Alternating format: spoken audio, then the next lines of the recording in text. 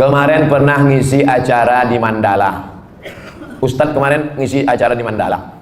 Minta doa agar dapat keturunan Pak Ustadz. La tuqra'u fi amrin asirin. Kalau surat ini dibacakan pada perkara yang sulit, sulit nikah, sulit anak, sulit rezeki, illa yassarahullah, maka Allah memudahkan. Baca surat ya Yasin. Begitu dalam tafsir Ibnu Katsir. Ibu, bapak yang menikah belum punya anak, baca surat Yasin. Yasin wal Qur'anil Hakim innaka laminal mursalin. Selesai itu baru baca, ya Allah, berkat bacaan surat Yasin ini mudahkanlah. Tapi ada pula anak muda ini datang ke saya, Pak Ustaz Somad, udah 40 tahun saya belum punya anak. Kenapa gitu? Belum nikah. Nikahlah. Baca surat Yasin juga. Baca surat Yasin. Dulu waktu Ustaz pernah mengisi ceramah di Mandala, saya minta doa agar dapat keturunan. Ya, kita doakan. Alhamdulillah Pak Ustaz, setelah itu istri saya positif. Alhamdulillah. Kita yang takut positif itu kalau razia narkoba. Kalau positif hamil, kalau udah nikah, alhamdulillah. Belum nikah, nauzubillah. Sekali lagi mohon doanya Pak Ustaz. Minta doa sekali lagi. Agar saya dapat keturunan yang soleh dan soleha. Baca surat Ali Imran ayat 35, 36, 37. Mau tidur malam sama habis subuh. Surat Ali Imran 35, 36, 37. Ayat itu bercerita tentang perempuan solehah, namanya Hannah. Lakinya soleh, namanya Imran. Imran sama Hannah lama tak punya anak. Mereka bernazar, akhirnya punya anak. Lahirlah anak perempuan namanya Maryam. Maryam punya anak laki-laki namanya Isa. Allah jaga keturunannya. Idz qalat imra'atu Imran rabbi inni nadartu laka ma fi batni muharraran fataqabbal minni innaka antas samiul alim. Falamma wada'atha qalat rabbi inni wada'tuha unsa. Nah, ini bagus. Bapak-bapak kasih ingat istrinya yang baca surat Ali Imran 35, 36, 37 ya. Abang aja lah. Nah, kalau gitu akulah hamil. Oh, baca sekarang. Kalau tidak aku cari satu lagi. Bapak nih pantang nih pancing. Nampak betul keinginan terpendam. Insya Allah kalau anak saya laki-laki akan saya beri nama Muhammad Baghawi. Oh, ulama besar. Imam Nawawi ada mengutip pendapat Imam Al-Baghawi dalam kitab Majmu' Syarah Muhadzab dalam masalah bayar fidyah salat.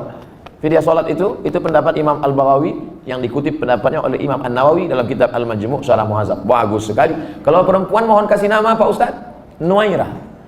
Nuairah artinya secercah cahaya. Masya Allah. Kok tiba-tiba Ustaz kasih itu? Tak tahu pas nengok lampu. Nuairah. Nanti manggilnya Nuairah secercah cahaya. Tambah-tambah kasih lain boleh, tak apa-apa.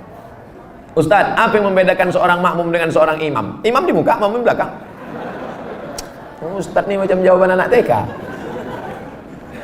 Al-imamu junnah. Imam itu penanggung jawab. Faqiraatul imam qiraatul makmum. Bacaan si imam menjadi bacaan makmum, maka bacaan imam mesti sempurna. Syarat menjadi imam 14. Buka dalam kitab Al-Fiqhul Islami wa Adillatuh Syekh Wahab Zuhaili menurut mazhab Syafi'i. Yang pertama, wali. Jadi kalau berkumpul orang di kota Medan ini, siapa yang paling layak menjadi imam? Wali kota. Kalau wali kotanya tak sanggup jadi imam, yang tak usah bersuara, imam zuhur, asar. Diangkat imam. Imam yang kedua namanya imam ratib.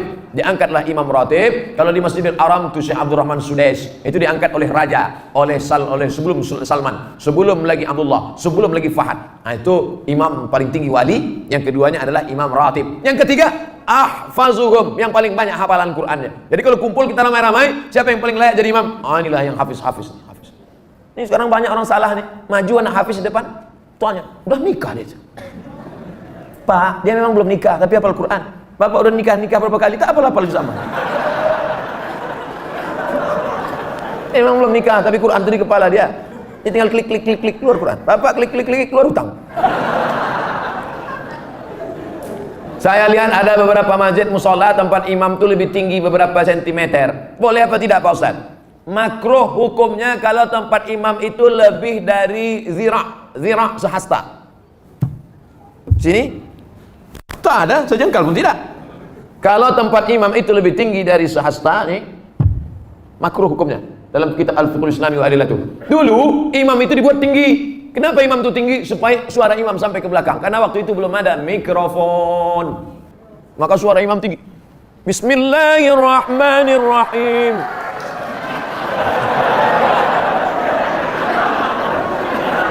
Hore kata makmum. Jadi kalau saya kira tak ada di Medan ini tempat imam lebih dari sehasta, kecuali Idul Adha, Idul Fitri ya. Tapi kalau yang imam-imam ratib di masjid tak sampai. Kalau sekedar dibangunnya segini tak apa-apa, supaya nampak imam. Karena ada juga makmum tuh yang menengok, mana imamnya, mana imamnya. Nah, tak mancing-mancing aja. Kita lanjutkan. Ustadz, saya tinggal di masjid sudah lebih 6 tahun, sejak 2012.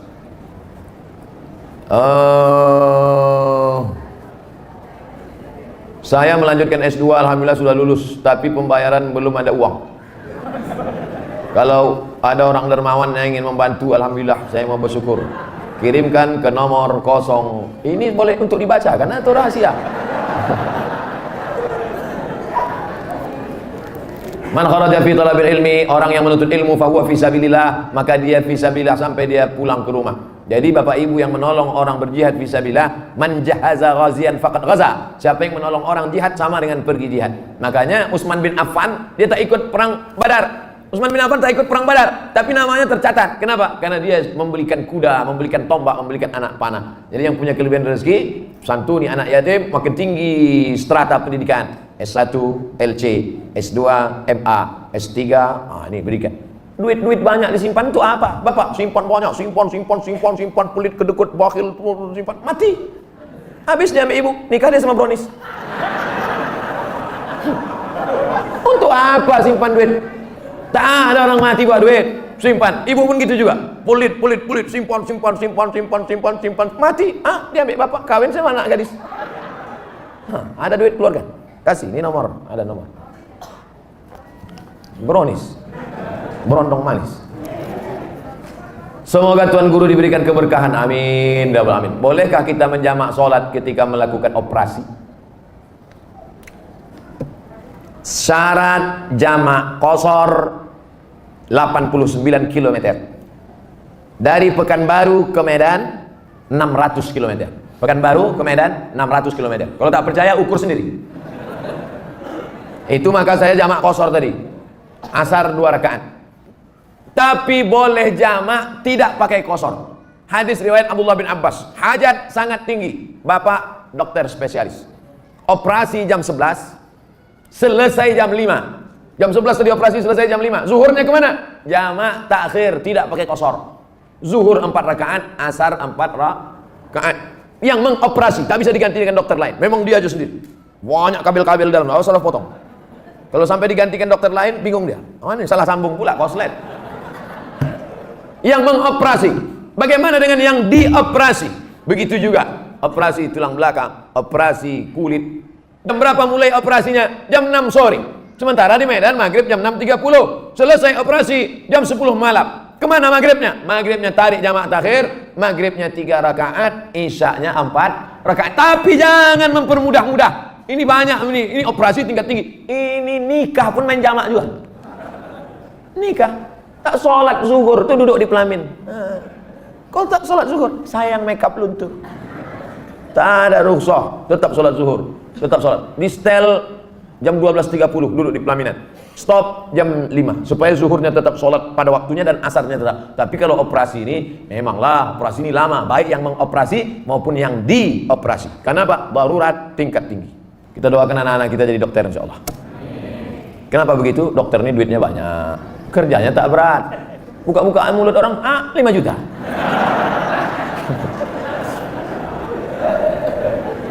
Bagaimana cara menyikapi suami yang meninggalkan istri dan berniat untuk tidak memberi nafkah? Hai laki-laki, kalian punya kewajiban 5. Kasih binimu makan, pakaian, tempat tinggal, pendidikan, perhatian. Makan, sudah. Pakaian, sudah. Banyak sekarang laki-laki tak ngasih bini pakaian. Itu yang di mall-mall tuh. Ada yang kuyak, ada yang tak berjahit, ada yang resleting belum berpasang. Ustaz nengok, tertengok tak sengaja. Saya tak ada niat nengok. Tapi pas nengok-nengok lip tu nampak sikit. Pertama kasih dia makan, yang kedua kasih dia pakaian, ketiga kasih dia tempat tinggal yang layak sesuai dengan kemampuan, yang keempat kasih dia pendidikan. Kalian yang mendidik dia. Kalau tak sanggup mendidik dia, suruh dia dengar pengajian. Perhatian, sanjungan. Perempuan suka disanjung-sanjung. Gimana abang tengok baju yang kubeli kemarin bang? Belum pernah abang menengok baju macam itu. Padahal berserak-serak simpang limun. Nah, kalau tidak kau berikan ini, maka perempuan ini punya wali. Jangan bodoh-bodohnya anak gadis kita. Anak gadis ibu punya wali 6. Ayah, atuk, abang, adik, pakcik, abang ayah, adik ayah. Maka laki-laki yang tak menunaikan 5 kewajibannya tadi, wali tadi memanggil. Bukan 6-6-nya, salah satu. Jangan 6-6-nya, pucat mati dia. Salah satu aja. Ayah, abang, adik, pakcik, aku sebagai wali, sini kau. Sini. Kalau kebetulan bapak tentara, polisinya, cabut pistol, letakkan situ. Kalau pak, macam-macam, tembak kepala kau. Kenapa tak kau kasih dia makan? Kenapa tak kau kasih dia nafkah? Apa ini? Perempuan yang dibodoh-bodohi. Ini tak dikasih nafkah, dia. Tak dikasih belanja, dia. Muka biru ditumbuk merah, dia. Kenapa kau tak melawan? Sorga di bawah tapak kaki laki. Bodoh. Kalian perempuan punya wali. Perempuan punya wali. Bukan perempuan itu yang ngomong. Ini banyak sekarang perempuan ngomong langsung sama suami. Bukan begitu. Ada walinya yang mempertanyakan. Nah, jadi kalau mengerti, betul kata Nabi, hai para wali, para ayah, para abang, para kakek, para datuk, para pakcik, para paman, idza ja'akum man tardawna dinahu, kalau datang orang meminang anak gadismu, meminang adikmu, meminang cucumu, pandanglah dua. Din, agamanya baik, wa khuluquhu, akhlaknya baik. Baik agamanya, baik akhlaknya, nikahkan dia. Jangan kau tengok mobilnya.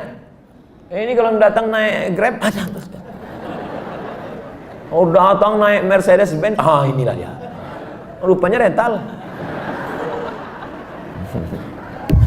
Pak Ustadz, bagaimana cara husnuzon terhadap takdir Allah?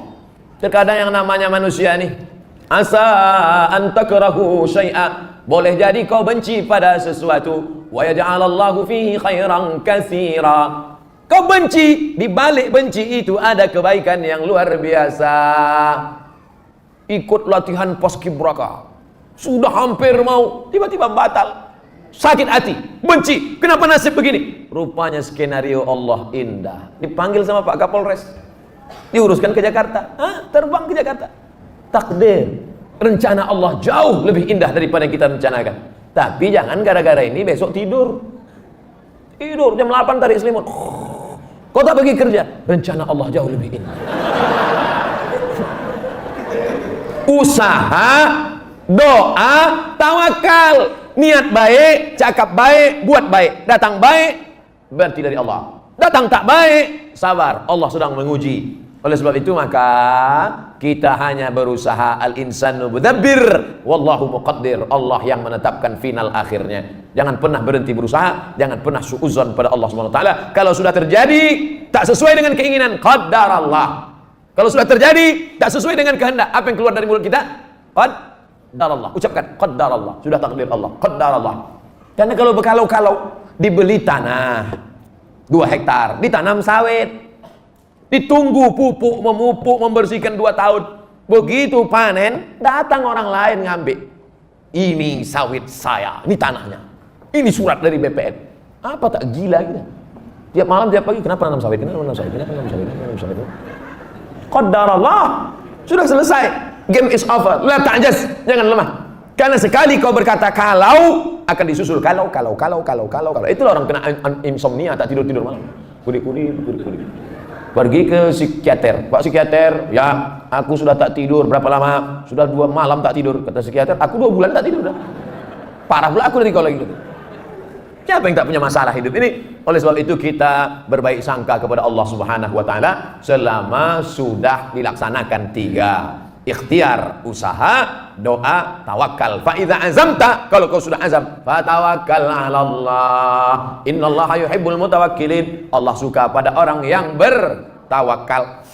Semua buah-buahan yang ada di Medan, di Brastagi, di Rantau Prapat, semua buah-buahan yang ada di dunia ini, itu sudah tertulis di buah itu Abdul Somad. Semua ikan-ikan yang ada di Belawan, yang ada di Medan, yang ada di Pancur Batu, sudah tertulis di ikan itu Abdul Somad. Tidak akan mungkin ikan itu dimakan orang lain.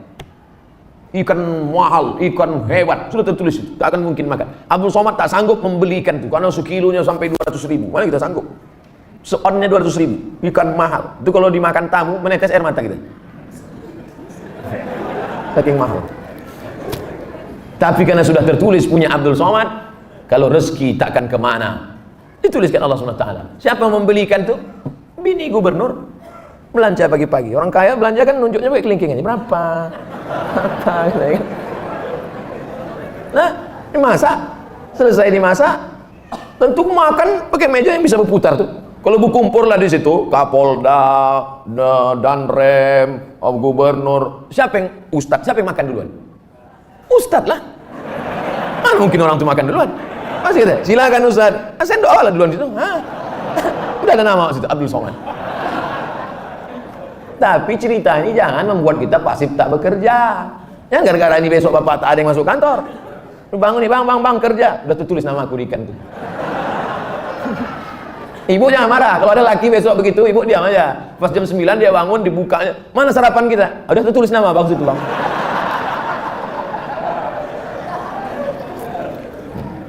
Orang yang pakai akal-akal itu pakai akal juga kita balasnya. Tak main ayat hadis sama dia. Ustaz, kalau sudah wudhu terus makan, wudhunya batal apa tidak?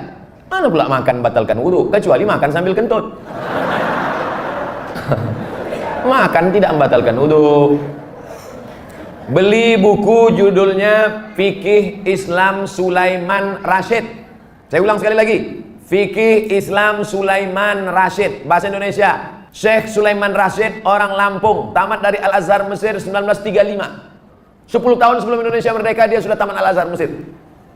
Jabatan terakhirnya rektor di Lampung, IAIN Lampung. Fikih Islam simpel sederhana, supaya tahu mana rukun, mana syarat, mana wajib, mana makruh, mana membatalkan. Setiap rumah mesti punya buku ini. Ini fikih yang simpel, murah, harganya 40.000. Kalau naik saya tak tanggung jawab. Ustadz, apa pahala sholat 2 hari raya? Sholat Idul Fitri, Idul Adha tak perlu dibalas. Sholat Idul Fitri, Idul Adha tidak perlu disebutkan dalil-dalilnya, tak perlu dimotivasi. Karena yang tak sembahyang pun sembahyang. Yang perlu dikasih motivasi itu sholat subuh. Lau ya'lamuna ma fil atamati was subhi. Seandainya mereka tahu pahala sholat isya berjamaah dan subuh berjamaah, la atauhuma abwan. Mereka akan datang walaupun merangkak. Saking beratnya sholat isya sama sholat subuh. Rakaat al-fajri khairum minad dunya wa ma fiha. 2 rakaat salat subuh, qobliyah subuh, salat sunat sebelum subuh lebih baik daripada dunia dan seisinya. Kalau salat qobliyahnya lebih baik dari dunia dan seisinya, apalagi salat subuhnya. Adapun salat Idul Fitri, Idul Adha, maka Nabi memerintahkan perempuan, maaf cakap yang sedang haid, perempuan yang haid tetap datang keluar rumah bukan untuk salat tapi mendengarkan khutbah. Salatnya biasa aja, mendengarkan khutbahnya. Dengarkan khutbah. Ini banyak orang sholat id, begitu khotib naik ke atas mimbar, Allahu Akbar, Allahu Akbar, Allahu Akbar. Dia mulailah megang telekung kawan. Kau beli di mana? Di Sukaramai apa di Olimpia? Ustaz, kalau bercadar bagi perempuan wajib apa tidak? Ada namanya Syekh Twigri, tempatnya di Riyadh, Saudi Arabia. Kata dia cadar itu wajib. Syekh Twigri mengatakan cadar wajib. Syekh Albani mengatakan cadar tak wajib. Sesama ulama salafi pun, jangankan yang mazhab syafi'i, tak sepakat tentang cadar wajib. Adapun ulama-ulama Al-Azhar Mesir mayoritas mengatakan cadar tak wajib. Tapi kalau bercadar bagus, apalagi anak-anak gadis yang putih, bening, cantik, kalau minum kopi nampak mengalir sini. Nah, itu bagus dia bercadar. Kalau sampailah anak gadis cantik tak bercadar di Medan ini, tabrakanlah supir-supir sudaku kocan. Habis. Nah, jadi bagus, makanya yang bercadar jangan diejek. Kenapa kalau ada orang bercadar diejek? Kenapa kalau ada orang bercadar diolok-olok? Tapi kalau perempuan berok pendek diam, berarti setan. Yang bercadar bagus, silakan. Yang tak bercadar tak apa-apa. Jangan antara yang bercadar dengan bercadar saling ejek mengejek. Kalau kalian yang bercadar mengejek yang tak bercadar, yang tak bercadar mengejek yang bercadar, yang ketawa yang tak bercelana.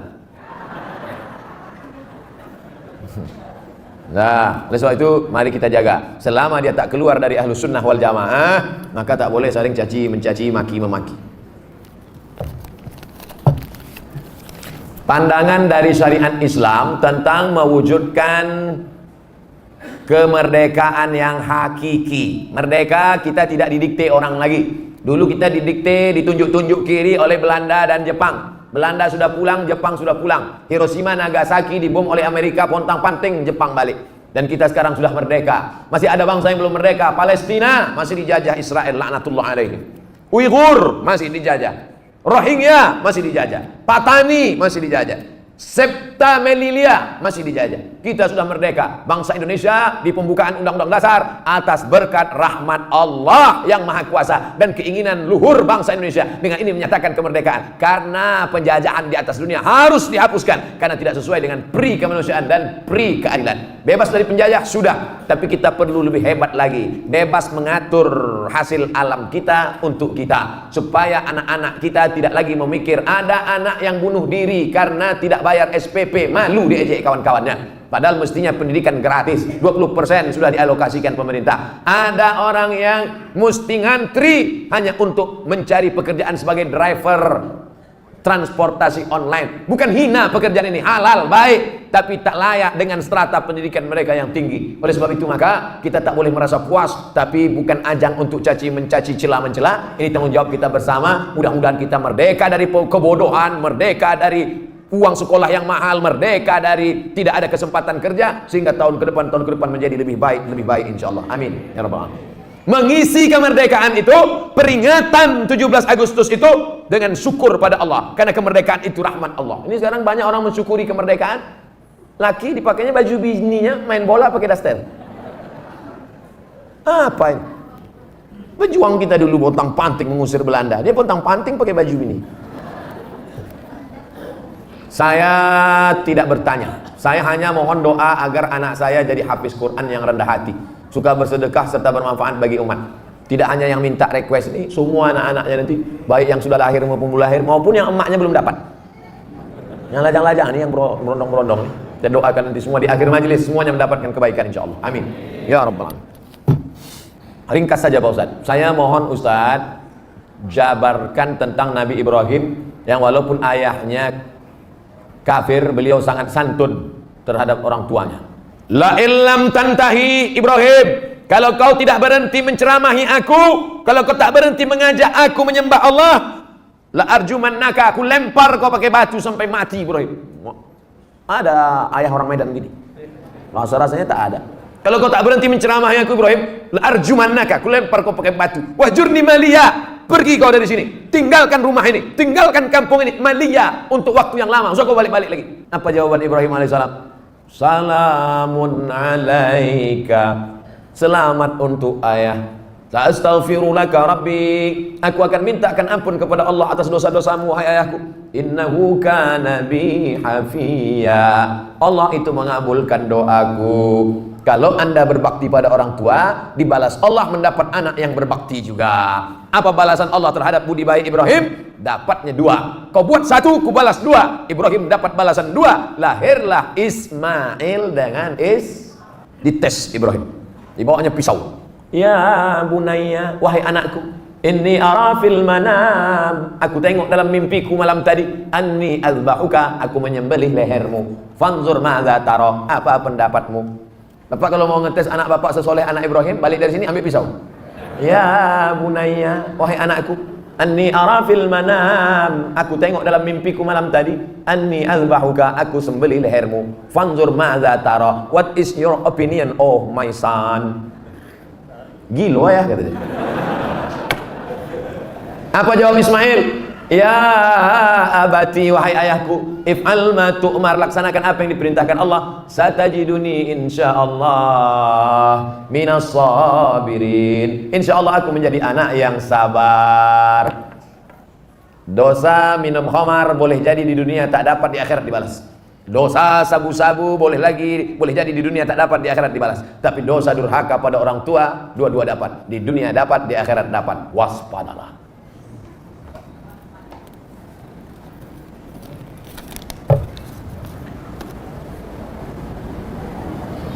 Diturunkan Al-Quran di bumi ini untuk memelihara semesta alam. Kenapa tak ada keinginan Ustadz menjadi pemimpin umat di birokrasi? Mancing-mancing.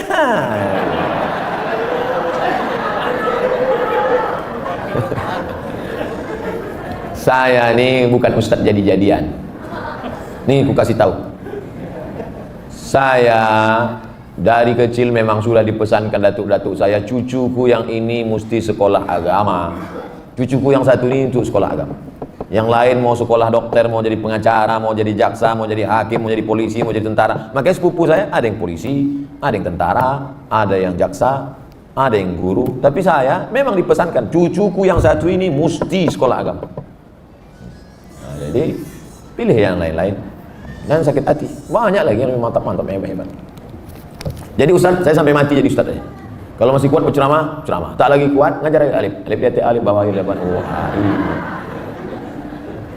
Apa tanggapan Ustaz tentang hukum pembuat penjual lukisan? Idza kanat laha zillun ajma'al ulama ala tahrimiha. Begitu kata Imam Ibnu Hajar Al-Asqalani. Kalau ada bayang-bayangnya, maka sepakat ulama bahwa dia haram. Ada bayang-bayangnya. Laha zillun, ada bayang-bayangnya. Ambil senter dia. Senter, ada tak bayang-bayangnya? Artinya yang tak boleh itu patung. Dicetak, diukir, dibentuk. Itu pun kalau lengkap dari ujung rambut sampai ujung kaki.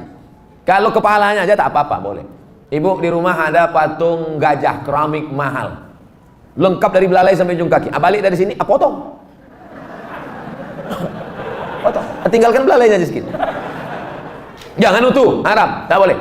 Di kamar ada keramik burung merpati sedang bercengkrama, ada lampu di tengah, utuh dari muncung sampai ekor sampai kaki. Potong. Bang, demi Ustaz Somad kita potong. Tinggalkan sedikit.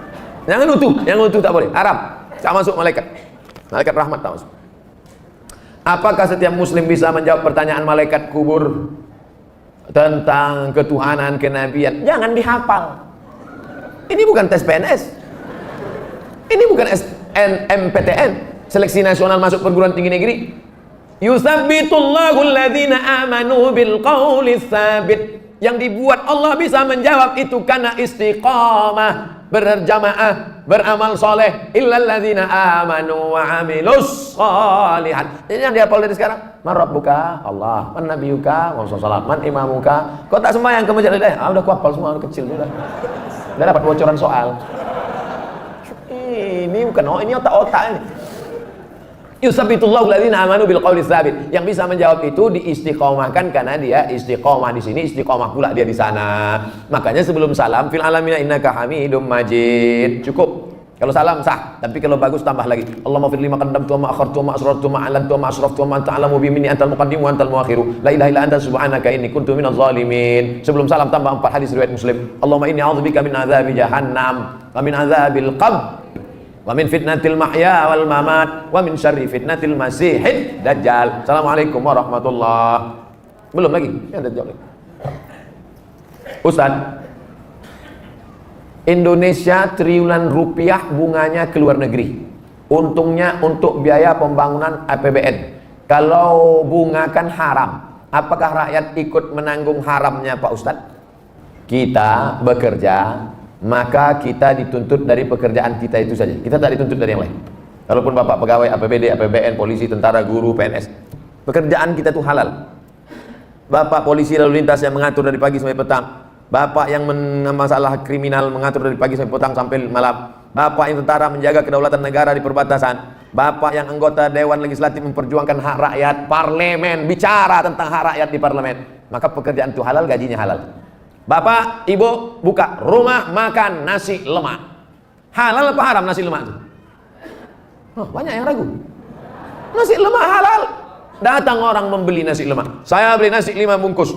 Kita tak perlu tanya sama yang pembeli itu. Ini duit kau, ini duit dari mana nih? Tengok muka kau macam muka-muka perampok. Tak perlu kita tanya dia dapat duit dari mana. Karena yang ditengok bukan kerja dia, tapi kerja kita. Kita jual semen. Semen itu halal apa? Halal, bukan untuk dimakan. Semen itu halal. Kita jual semen, datang orang beli. Koruptor mau bangun rumah, saya mau beli semen. Maaf, tidak menerima uang koruptor. Cari toko yang lain. Kita yang kita jual nih halal. Begitu juga dengan prinsip pekerjaan kita. Pekerjaan kita halal. Maka tidak perlu kita cari-cari tahu duit orang pembeli itu dari mana. Nah, ini tentang masalah prinsip pekerjaan. Mudah-mudahan anak cucu kita mendapatkan pekerjaan yang halal sehingga rezekinya berkah, sehingga dia tak masuk neraka gara-gara itu. Amin ya rabbal alamin.